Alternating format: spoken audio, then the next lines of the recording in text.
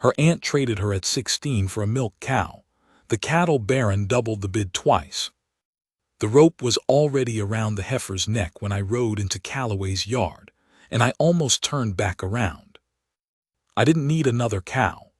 I had 400 head grazing the East Mesa and another 250 wintering on the low pasture below the creek.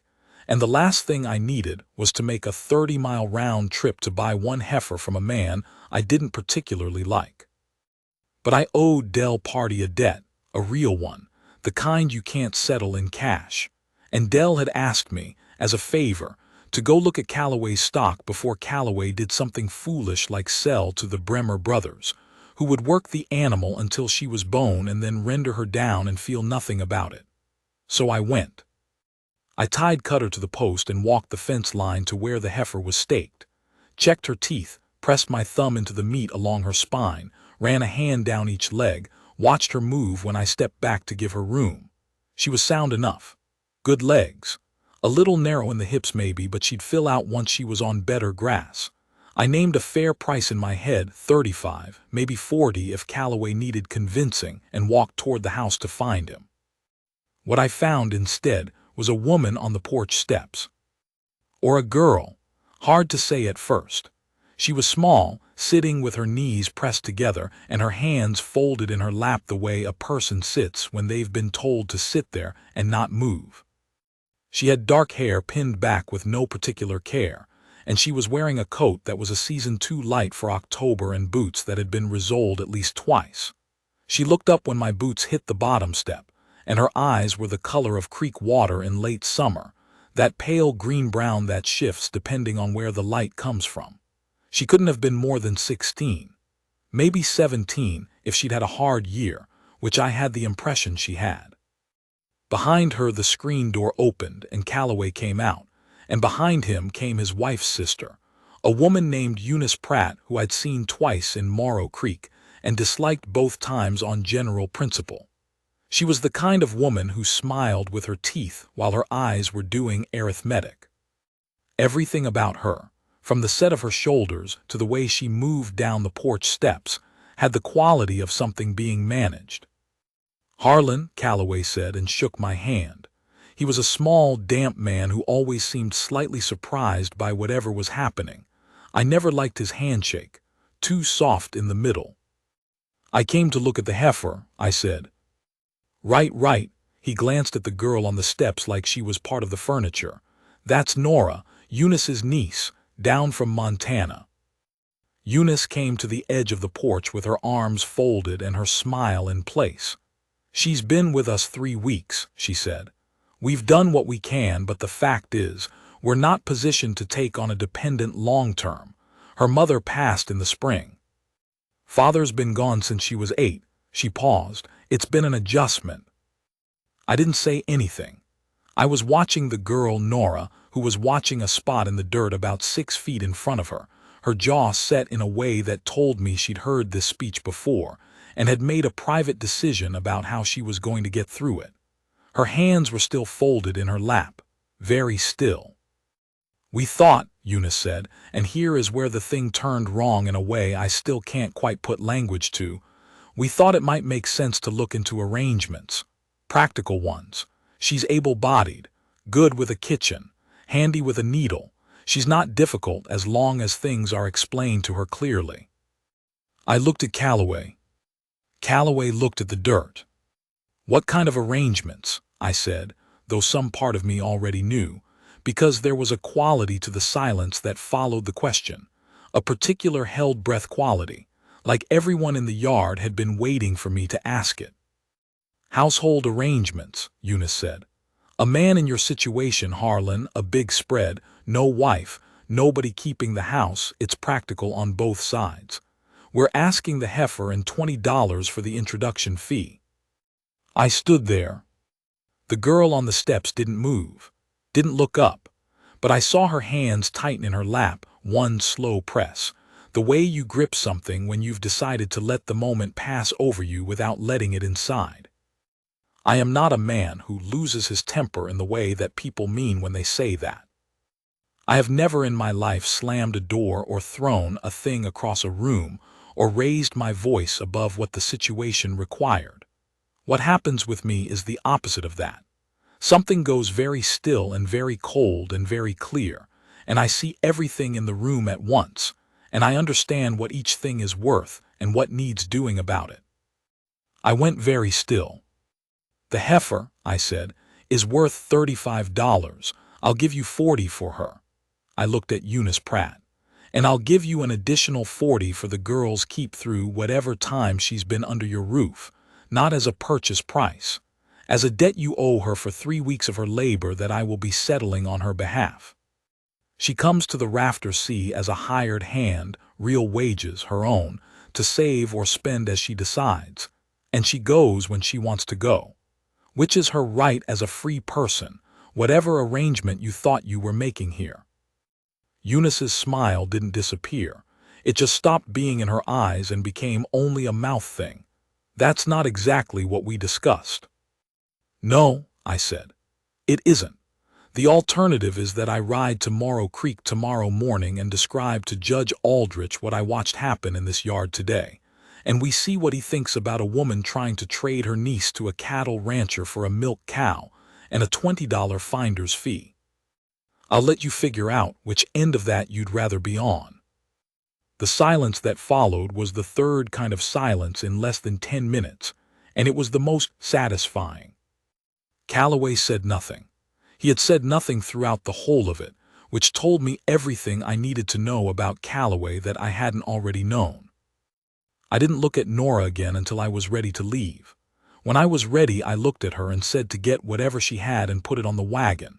She stood up from those porch steps like she'd been waiting her whole life for someone to say exactly that and had given up hoping, and she was back in 4 minutes flat with a flour sack that couldn't have weighed 15 pounds.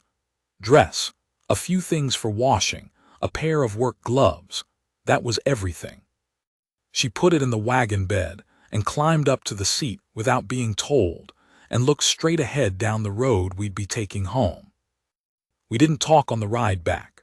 30 miles is a long way in silence, but sometimes silence is what's needed, and I had the sense that whatever she was working through in her head right then was something that needed room around it and not questions.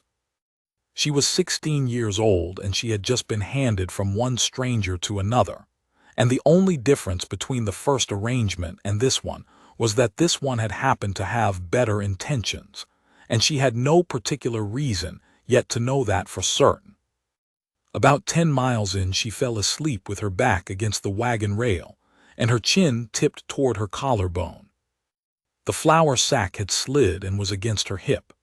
I drove the rest of the way in the October dark, watching the road, listening to the creak of the axle and the sound Cutter made moving through the quiet, and I told myself to not make more out of the situation than what it was: a girl who had nowhere to go, and a decent thing that needed doing, and me in the position to do it. I want to be plain about something before I go further, because if I'm not plain about it, the rest of this won't make sense. I had been alone for 11 years by the time I drove that wagon out of Calloway's yard. My wife Margaret had died of a fever in the winter of '78. She was 31 years old, and she had never once in her life complained about the hardness of things. Not the cold, not the isolation, not the years when we had less than we needed. I have thought about that steadiness of hers almost every day since she died. We didn't have children. We tried and it didn't come, and eventually we stopped talking about it the way you stop talking about a thing that hurts both of you and can't be helped, and we found another way to love each other that didn't require that particular door to be open. I don't know how to explain that to a person who hasn't experienced it. We were just turned toward each other in the way that people are when they've given up on certain things, and held on to each other instead. After Margaret, I ran the ranch. That was the whole of it. I hired good men and paid them fairly, and I kept the fences sound and the stock healthy, and I knew every draw and every spring and every section of this land the way you know the inside of a house you've lived in long enough to stop looking at. I got up before light every morning and went to bed tired every night, and I did not let myself think too carefully about what the kitchen table sounded like when you came in from the cold, and there was nobody at it. I was 53 years old. I was not a man looking for anything. I want you to understand that so you understand what came after, and why it took me as long as it did. The Rafter Sea ran with a crew of 7 plus a cook, Abelino Vasquez, who had been with me since the territory days, and who made a chili that would put heat into you on the coldest night, and take the rust off anything that needed taking the rust off. I told Abelino before anyone else was up the morning after we got back that we had a girl coming, 16 or so, that she was to have the back room off the kitchen with a proper door that locked, and that she was to be treated with the same basic respect I expected everyone to show everyone else on this property, and that if I heard otherwise I would hear about it because I always heard about things, and there would be consequences. Abelino looked at me for a long moment over the pot he was stirring. He was a small, dark man with a white mustache and eyes that had seen the full range of what people were capable of, and had arrived at a kind of settled, undramatic view of it. "What does she do?" he said. "Whatever she can, for wages." "How much wages?" "Enough. We'll see what she's worth and pay accordingly." He turned back to the pot. "How old?" 16. He said nothing else, which with Abelino meant the same as a speech from someone else.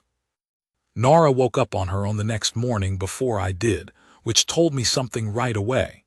She came into the kitchen and found Abelino and asked him what needed doing. He put her to work. By the time I came in from the first fence walk, she had made biscuits from scratch, real ones, the kind that hold together when you put butter on them. And there was coffee on the stove that didn't taste like it had been filtered through a saddle blanket, which was more than I could say for Abelino's usual product, and he was aware of this and did not seem troubled by it. She ate at the kitchen table with Abelino and whoever of the hands came through. I told her the first morning she was welcome at the main table, and she said she was fine where she was, and I didn't push it. A person has to find their own footing, and that particular footing, eating at the table of a man you've only just met under circumstances that were not ideal, that takes time. That pushing will only slow down. She was careful around the men at first. Not fearful exactly, something more deliberate than fear, something like watchfulness that had been refined over a long time into habit. She looked before she moved. She listened before she spoke. She assessed before she decided. Cody Reese, my youngest hand, was 20 years old and constitutionally unable to be in a room without filling it with sound, and the first week or so she gave him about as much engagement as he deserved, which was none. And then one morning he said something loud and without thinking, and she said one thing back, flat and quiet, and he laughed so hard he nearly knocked the coffee pot off the stove.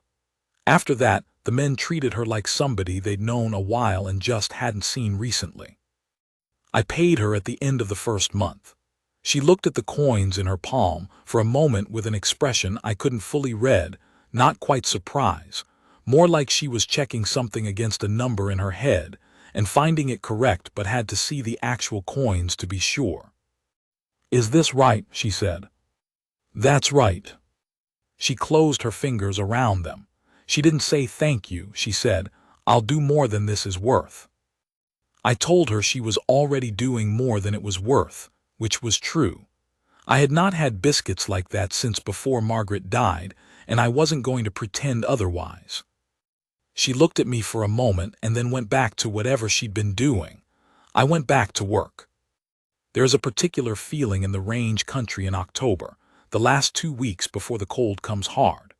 The light changes before the temperature does, the mornings go silver before they go gold, and the grass has that dry rustling sound when the wind moves through it, and the cattle drift south along the draws without being pushed, because they know something is coming that you can't smell yet but they can. The whole land seems to be gathering itself. I love that time of year more than any other. I have loved it since I was young enough that I didn't understand what I was loving. Nora had been at the Rafter Sea about 6 weeks when she asked if she could ride. I was on the porch rail working on a piece of harness that had given out along the cheekpiece. The stitching had been rotting for a while, and I'd been putting off replacing it, the way you put off things that aren't urgent until they become urgent by going out in the dark. She came out and stood with her arms folded against the morning chill, and asked if there was a horse she could use, that she'd learned to ride some in Montana and wouldn't abuse the animal.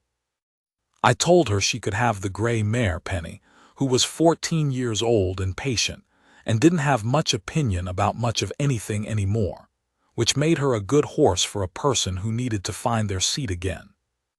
20 minutes later, Nora was in the yard with Penny, walking easy circles, getting acquainted.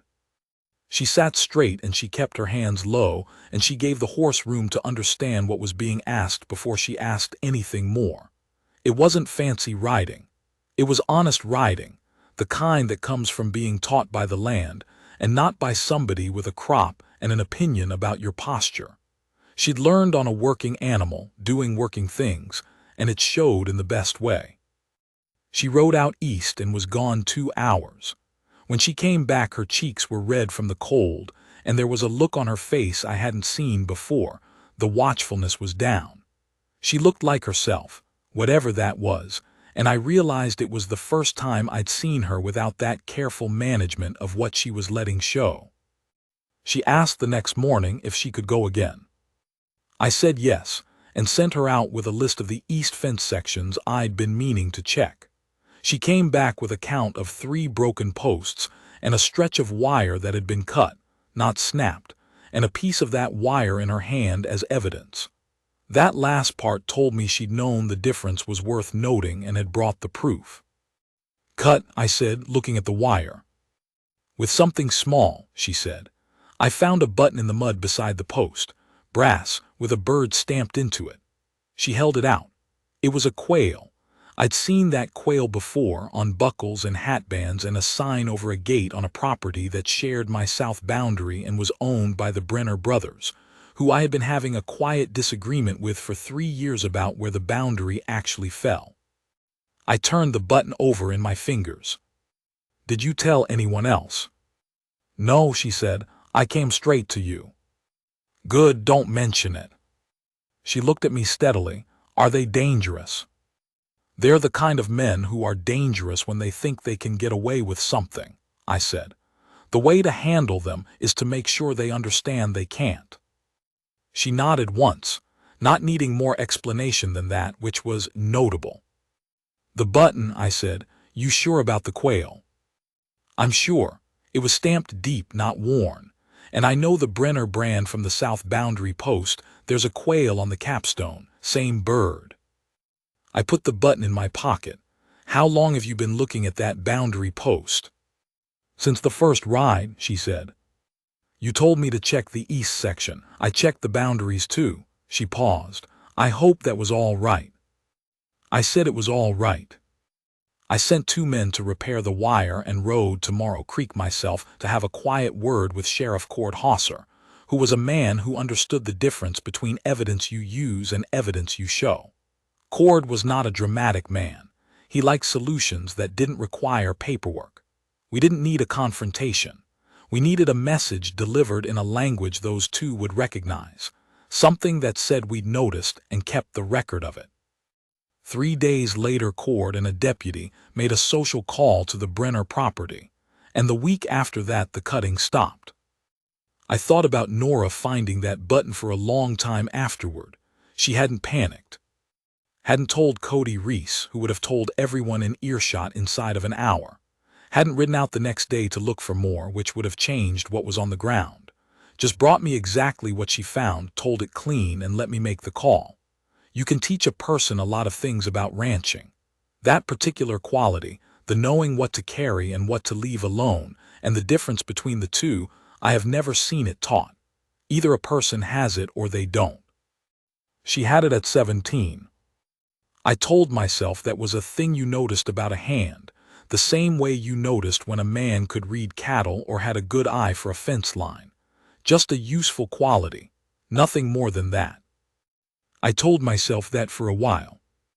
Winter came in hard that December. the kind that stacks up fast in the draws and crusts over before you can work it, and kills cattle that don't have the sense to keep moving. We lost 9 head to a blizzard on the north section.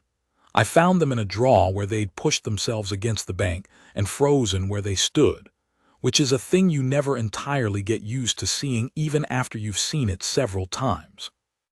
I lost a thumb's worth of feeling in my left hand that winter from working outside for too long and cold that had no right being as cold as it was. I still don't have full feeling back, 20 years later, but I don't talk about it much because it's not useful to talk about and there isn't anything to be done. Nora worked through all of it. No complaint, no flagging, no asking for things to be easier than they were. She took on more as the winter deepened, keeping the kitchen warm enough for the men to come in and eat without losing the use of their hands, hauling water when the pump froze overnight, learning from Abelino how to stretch the stores when the supply wagon couldn't get through on account of the roads. That last thing came naturally to her. Growing up with not enough is a hard school, but it teaches you things that people who always had enough simply don't know. One night in January, the temperature dropped so far below reasonable that the window above the kitchen basin cracked straight across, a clean split from corner to corner, and cold air started coming in along the gap. Nora knocked on the study door at about 9 in the evening to tell me. I went and looked at it and went and got the piece of oilskin I kept rolled up for road repairs, and we nailed it over the window together, her holding one side flat while I hammered, me holding it from the other while she smoothed it down and told me where it was pulling. It was cold enough in that kitchen that our breath was coming out in clouds. When we were done, she made coffee and put a cup in front of me without being asked. We sat at the kitchen table. The wind outside was doing something I'd call screaming if I were the dramatic type, and the lamp was throwing our shadows long and unsteady against the wall, and the oilskin was ticking in the frame each time a gust hit it. "You ever get used to this country?" she said. "Which part?" "The size of it, the open." She was looking at the lamp, turning her coffee cup in her hands. "Back home there were mountains, they were always there. Here everything is just wide open, like it's waiting for something." "Some people find that hard to live with," I said. "I didn't say I found it hard," she said. "I said it was waiting. I find it honest." I looked at her. She was 17 by then. She'd told me her birthday was in November the 8th, said it the same way she'd say a fence post was in the northeast corner, just a fact about the landscape. She'd let her hair down because she'd already been in bed when the window cracked, and it hung loose along her jaw, and she looked different without it pinned up in the way she usually wore it. Older and younger at the same time somehow. "What did you want?" I said, "before?"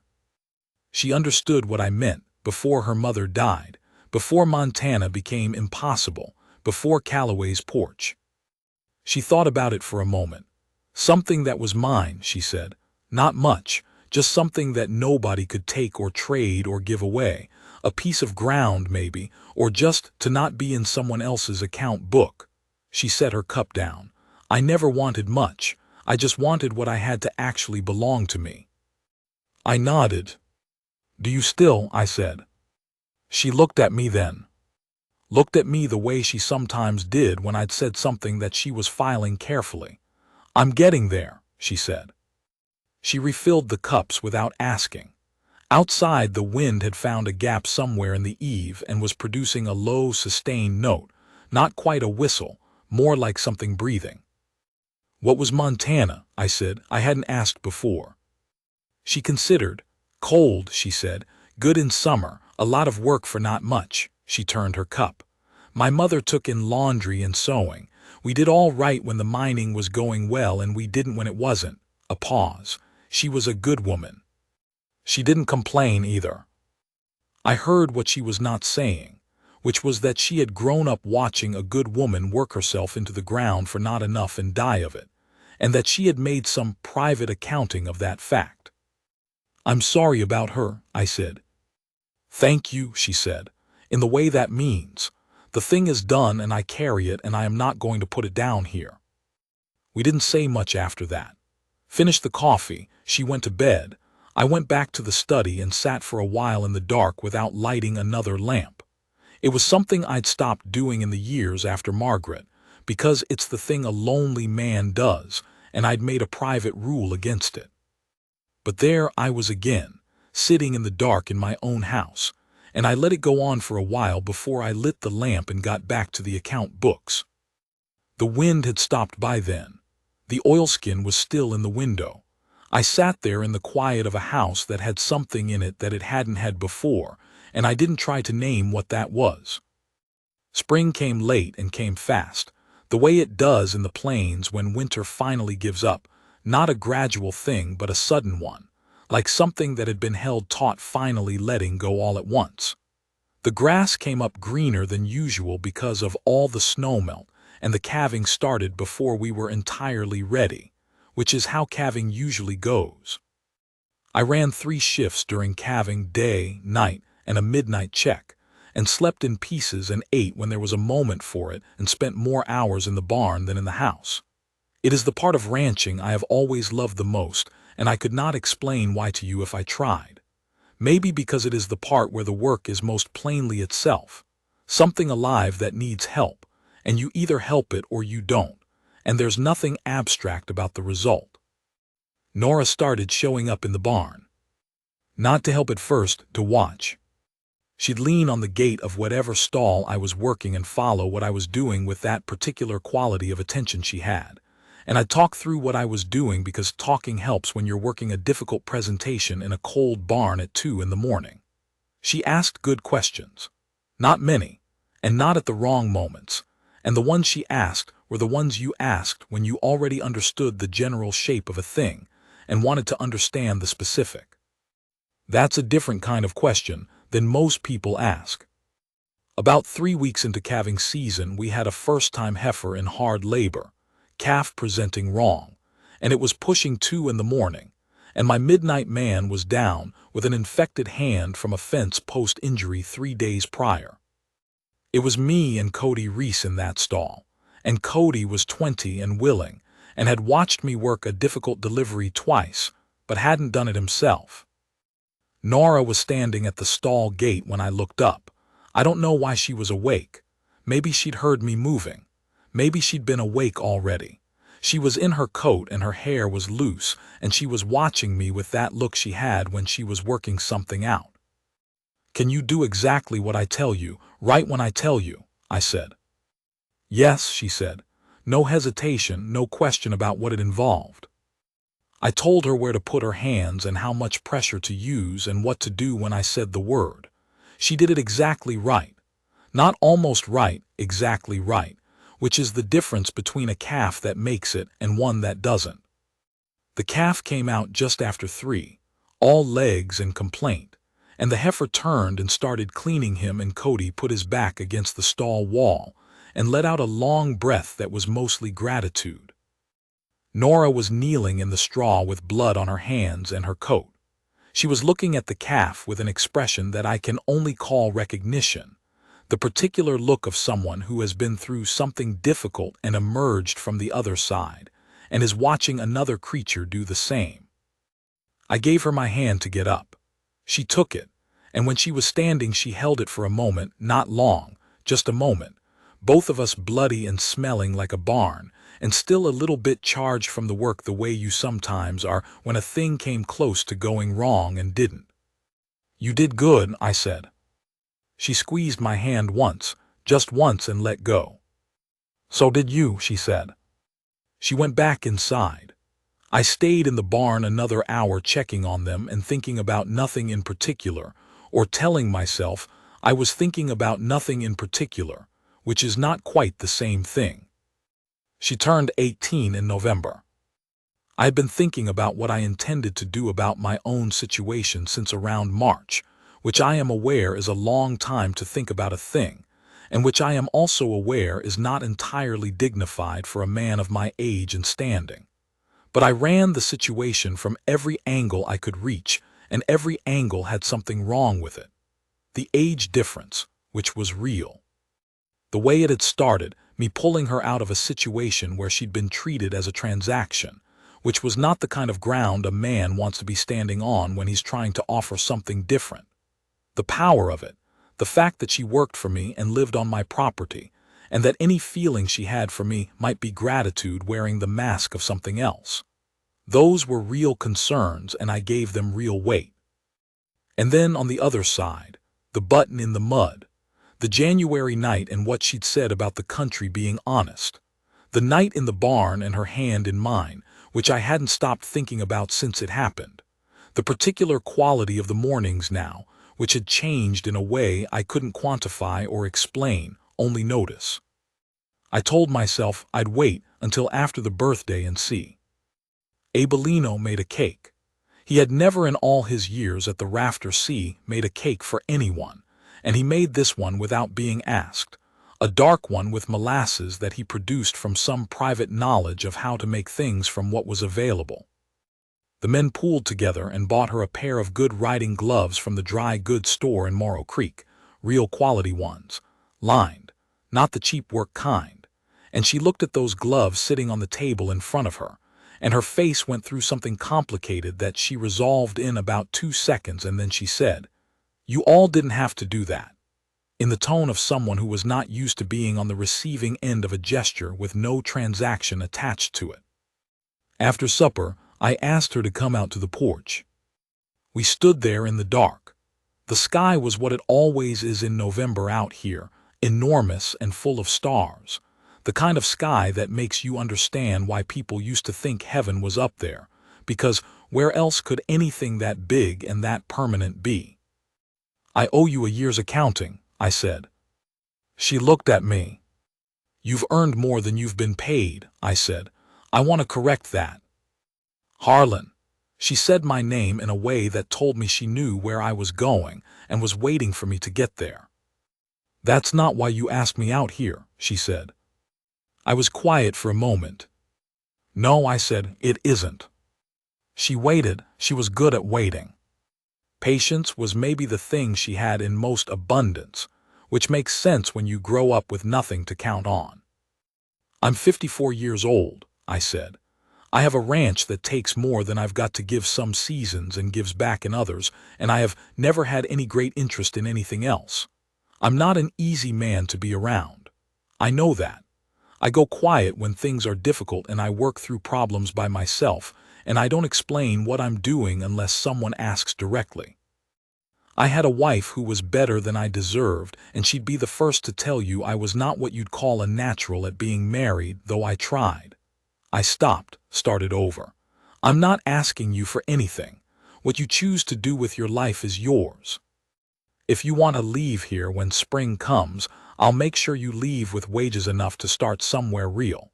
But if you were thinking about staying—" "I've been thinking about it," she said. I looked at her. She was looking at the stars.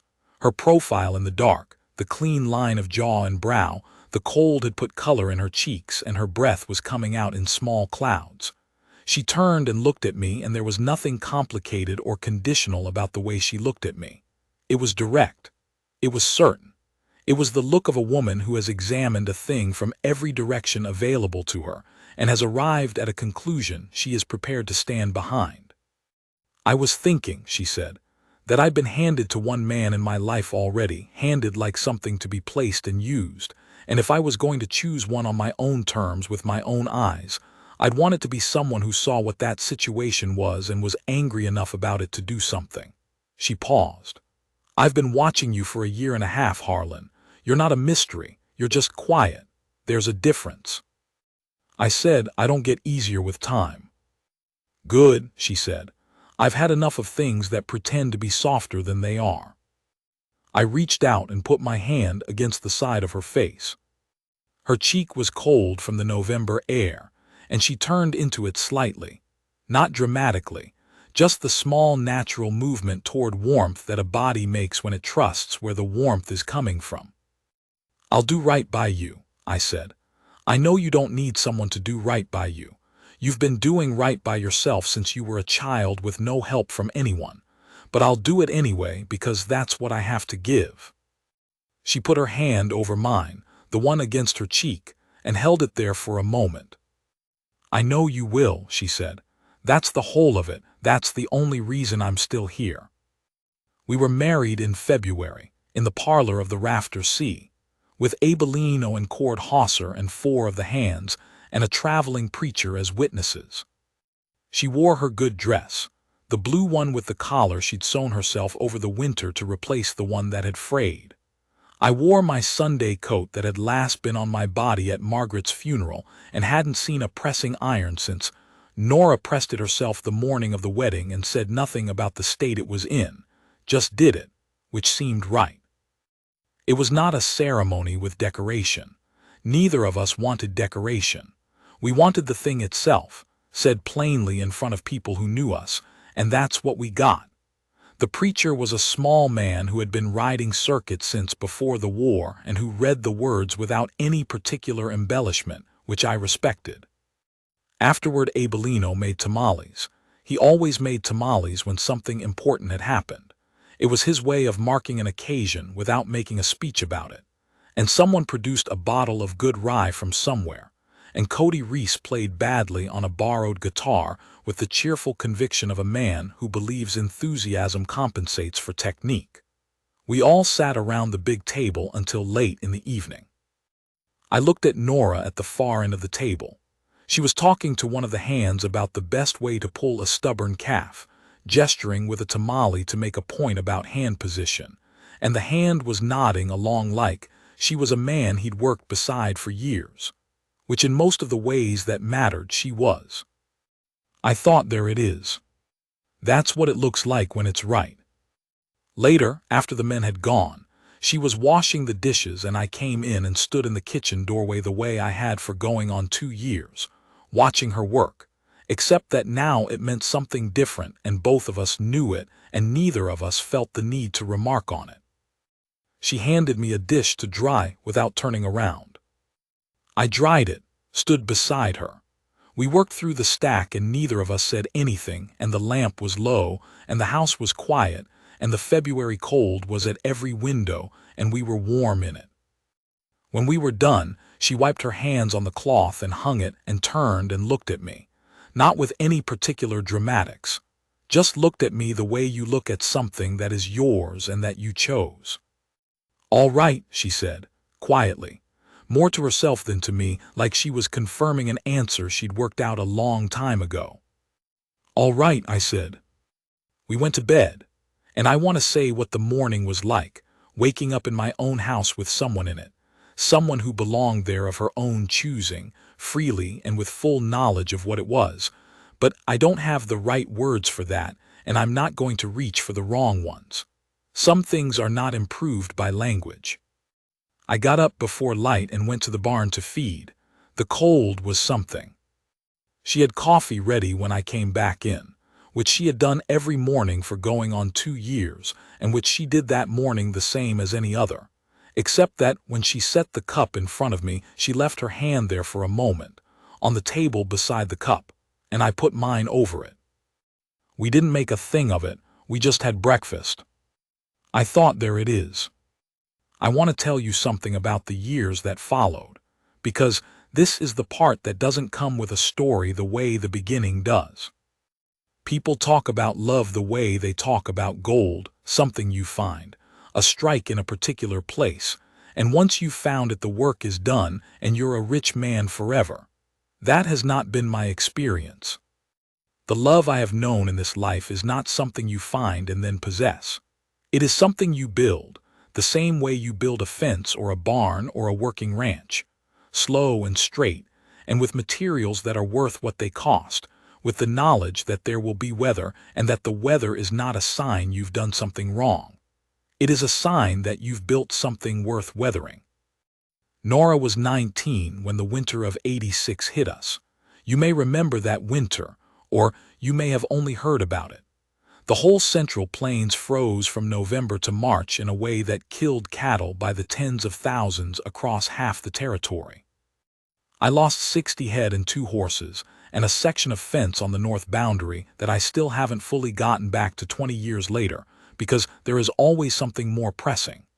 It was the worst I had ever seen in 30 years of ranching, and it broke better men than me. Not broke them into pieces, broke them the way a hard winter breaks a tool that was good but gets worked past what it can give. Nora pulled me through it. Not by being gentle about it, she was not gentle about it, and that was exactly right. She was there. She worked whatever hours I worked and longer. I'd come in at midnight from the north section and find her at the table by the lamp with the feed ledger open, recalculating what we had left and how far we needed to stretch it. She kept the accounts when I was too tired to do arithmetic straight, and she made those calculations without drama, just ran the numbers and told me what they said, which is what I needed, and not what I would have gotten from a person who needed to soften the news. The hardest part of that winter was not the cattle. You expect to lose cattle in a bad season. It is the cost of the work, and you grieve it, and you count what's left, and you go on. The hardest part was a particular morning in early February when I rode out to check the north pasture and found the two horses, both of them. A gray gelding I'd had for 9 years and a young sorrel I'd bought the previous spring, frozen in a draw where they'd drifted and stopped against the bank and never gotten up again. I had fed those horses that morning. 4 hours before, I had put hay in front of them and they had eaten it. I came in that night and sat down at the kitchen table and put my head in my hands and didn't move. She came in from somewhere and stood behind me and put her hand on the back of my neck. Not a pat, not a comfort gesture, just a hand, her whole warm hand, steady and settled, the way you put your hand on something to hold it together while you wait for it to find its own strength again. She didn't say anything. Nothing she could have said would have been as right as the silence. I don't know how long we stayed like that, long enough. When I was ready to get up, I got up, and she went and made coffee, and we sat on opposite sides of the table and talked through what the next 2 weeks would require, because that was what needed doing. That's what I mean when I say she was not gentle about it. She knew that what I needed was not comfort but forward motion, and she gave me the one and then the other in the right order. She was 20 when our daughter was born in the October of the following year, which was a good one, warm and green and the cattle fat on good grass, as if the land was trying to make up for what it had taken. We named the girl Ellen, for nobody in particular, just because it sounded like the name of someone who would be all right, and we were right about that. Ellen is 32 now, married to a good man who runs quarter horses in New Mexico, and she has her mother's eyes and her mother's particular quality of stillness before she decides anything. I see Nora in her every time I look. When Ellen was 12, she asked me once why we had gotten married. She'd been listening to some story about us, I think, from Cody Reese, who told stories the way he did everything, with more enthusiasm than accuracy. She wanted to know if it was true that I'd bought her mother. I said no. I said I'd bought a cow, and your mother came along separately and by her own decision, and those are entirely different things. Ellen thought about that. Then she said, "But you did pay for her to come here." I said I'd paid off a debt that wasn't mine, because it was the right thing to do, and that her mother had paid me back 10 times over in every year since, and that the transaction Eunice Pratt had imagined and the life that had actually happened were not the same thing by a distance so large you couldn't see across it. Ellen was quiet for a moment. Then she said, "Good," and went back to whatever she'd been doing. That's Nora in her too. The way of taking in a complete answer and accepting it and moving on. There is a particular quality to a marriage that has lasted a long time, which is that the two people inside it become a kind of architecture. You stop noticing the shape of the thing because you are inside it, because it is the structure of your actual life, and you only see structure when you step outside it, and you step outside it when something threatens it, or when you get enough age on you to start thinking about what it was that held everything up.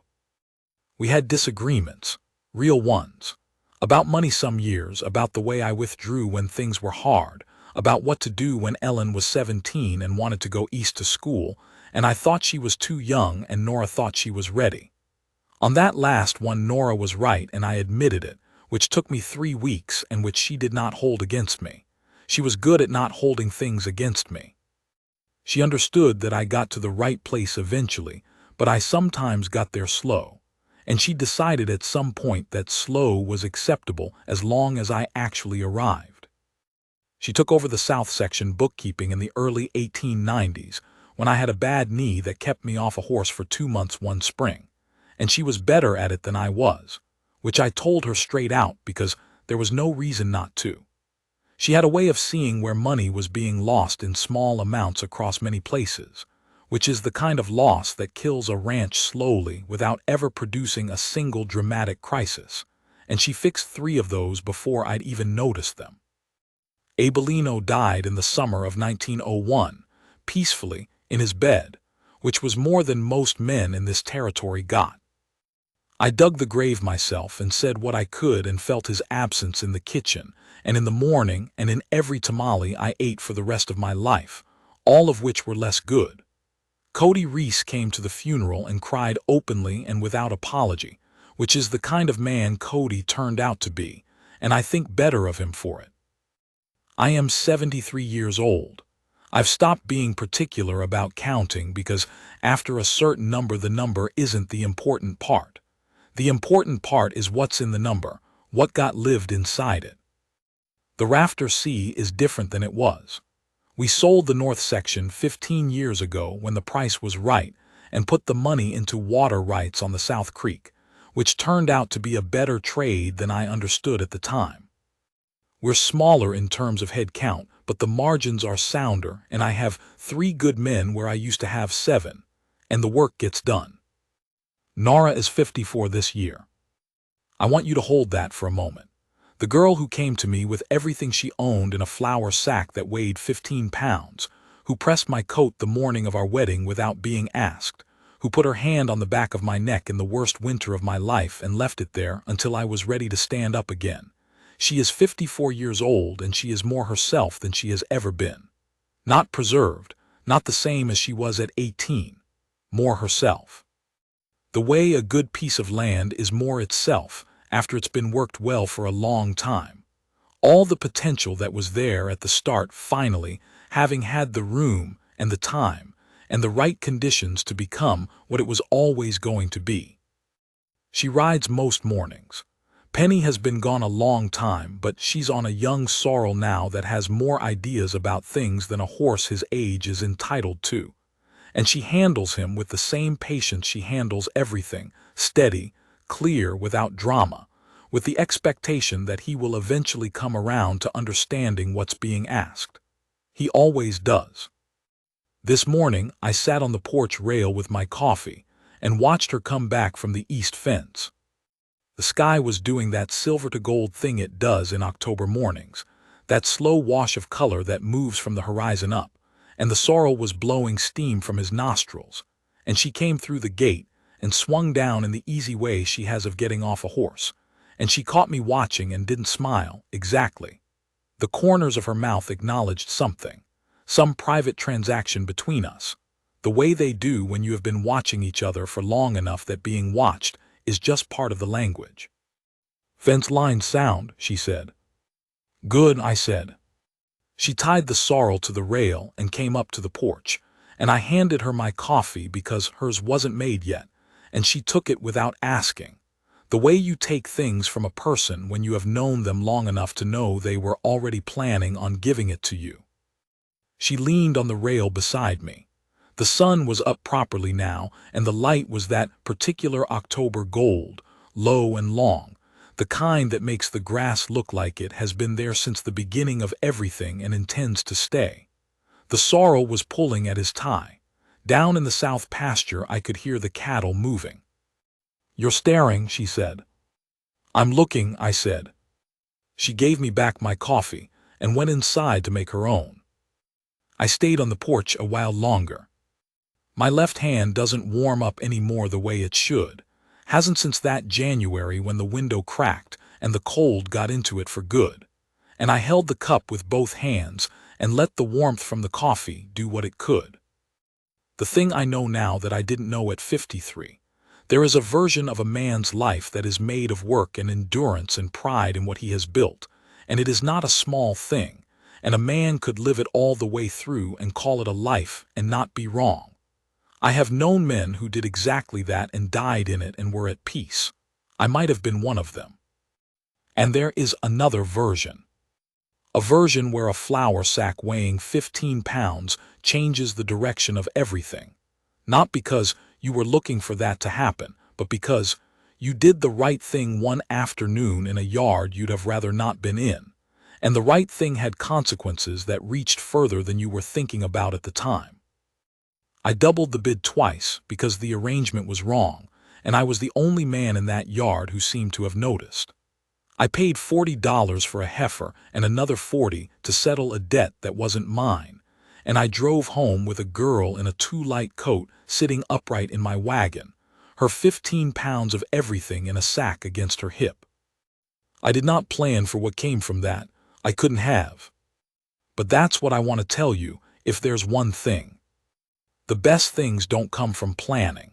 They come from being the kind of man that a good thing can find from doing what's right when it's in front of you, not because you know what it'll lead to, but because you're the kind of man who does it regardless.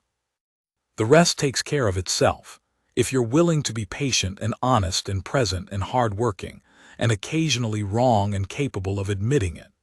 If you're willing to put your hand against someone's cold cheek in the dark on a November porch, and say plainly what you have to offer and let them decide. She decided.